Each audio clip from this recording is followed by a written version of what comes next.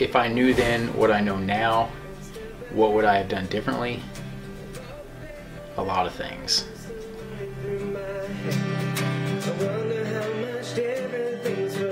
And if we'd have just done it right the first time and had a plan. We've been homesteading on our property since 2013. And yeah, spring of 2013. Yeah, it was like May. It was May 2013. Yeah. Yeah.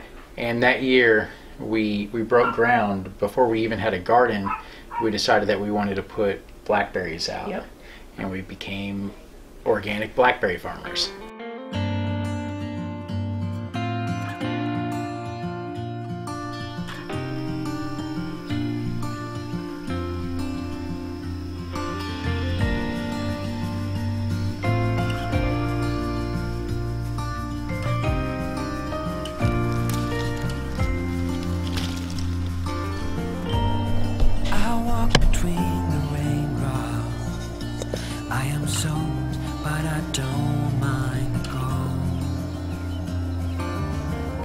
One thing that I would definitely do differently is change the orientation of where those blackberries are. You know, I never once thought that we would do anything extra. Not that I didn't want to do anything extra, but it just wasn't in my mindset. I wish we would have made a plan. Yeah. What are we going to do in the future? So, you know, like when you're building a house, you have a blueprint, right? Right. So you know how you want your house laid out. Well, you should do the same with your homestead. We've done so many things that we would have done differently if we would have known what we would be doing in the future. So I definitely encourage anyone to, you know, sit down and think hardcore. What are your future plans? What are your goals? What are your wants? And think, if I am going to do this, you know, if we are going to be sheep farmers in the future, where do I want that barn at? And where do I want that chicken coop at? All of those things. Where do I want my fencing at? Where do I want my fruit trees at? Because we've done so many things that have been in the way and we've had to redo them. So there's an old saying, when's the two perfect times to plant a tree? To plant a tree. And the first answer is 20 years ago. And right now. And the second answer is right now.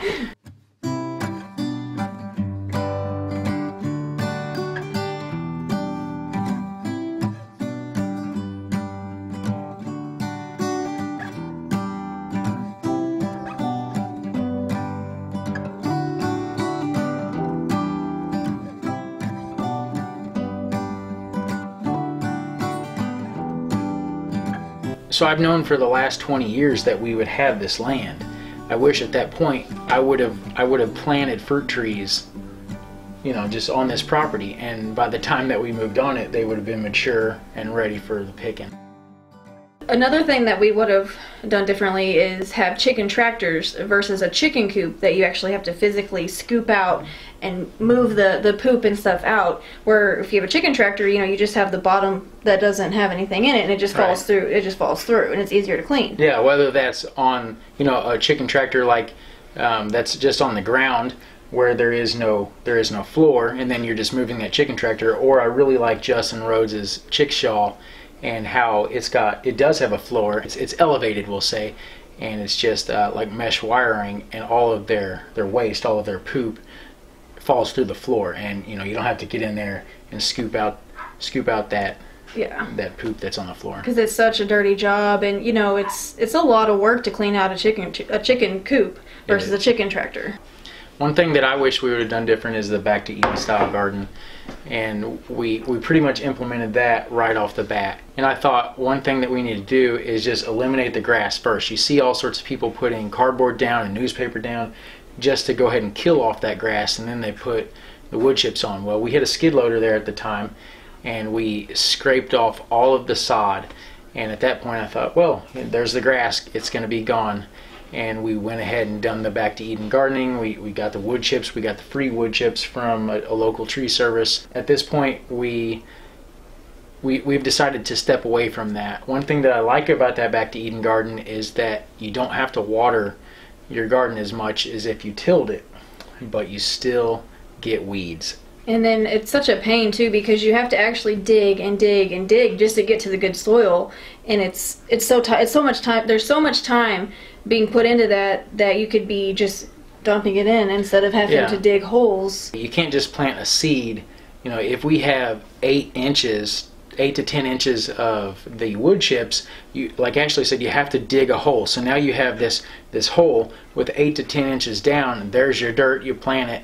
Well, it's really a hard time for that seed to germinate and grow. So it works better if you start your seeds like in our greenhouse and then move them out. But I would rather just try to sow that seed into the ground if we can.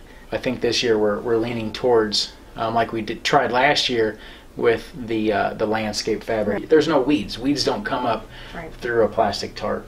No.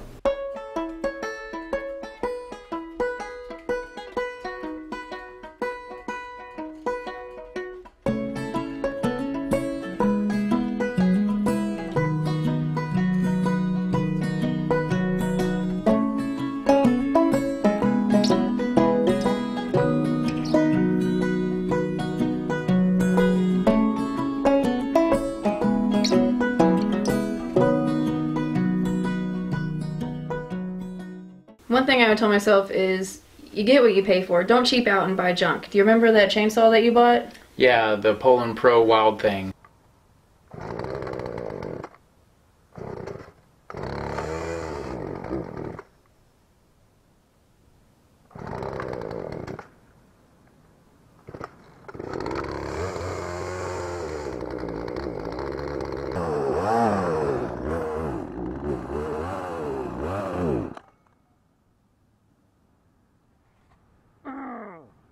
We bought this lime green chainsaw. It was green and purple, and it was brand new. We got it online, and at that time it was like under $100. It was $70 at $75, and it just never ran right. We didn't even hardly use it, and you know, all things considered, all things added up, it just wasn't a very good chainsaw. Whether it wasn't starting or you know it wasn't revving up right.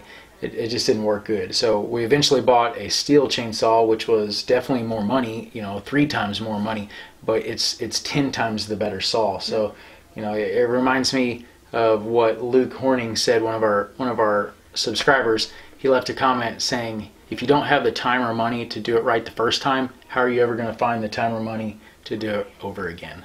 In conclusion, make sure you have a plan. Have a blueprint of your property, have everything laid out how you want it, make sure it makes sense to you now and in the future. Just make sure you're spending your money wisely and do it right the first time. Very special thanks to Lorella, who's not a farm girl, but she's on a homestead adventure. She put together this collaboration.